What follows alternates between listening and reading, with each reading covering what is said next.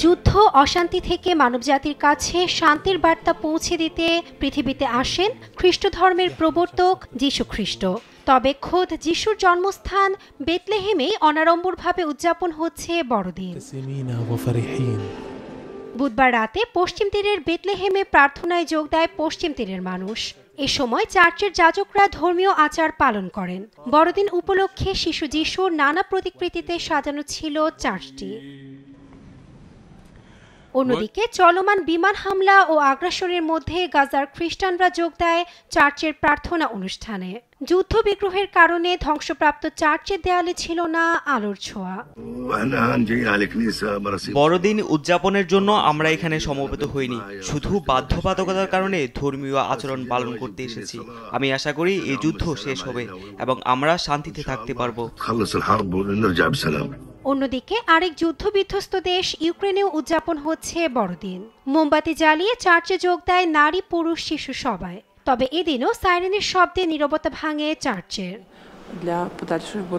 আমি আশা করি ন্যায় বিচার হবে, ইউক্রেনের জয় আসবেই।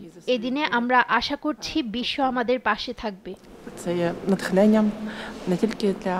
আসাদ সরকারের পতনের পর সিরিয়ার খ্রিস্ট ধর্মাবলম্বীরা প্রথমবার বড়দিন উদযাপন করছেন।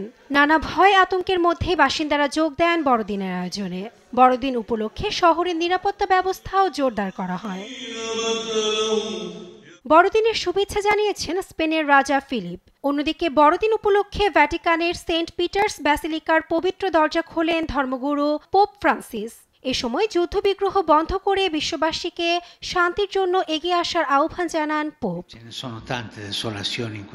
বর্তমান সময়ে অনেক বেশি শূন্যতা তৈরি হয়েছে। একবার যুদ্ধের কথা ভাবুন, শিশুরা অস্ত্রধারী হয়ে উঠছে, স্কুল হাসপাতালে বোমা ফেলা হচ্ছে। তাই এবার খুশির বার্তা পেতে চাই। এটা কোনো মুভির বার্তা না, বরং সৃষ্টিকর্তার প্রতিশ্রুতি।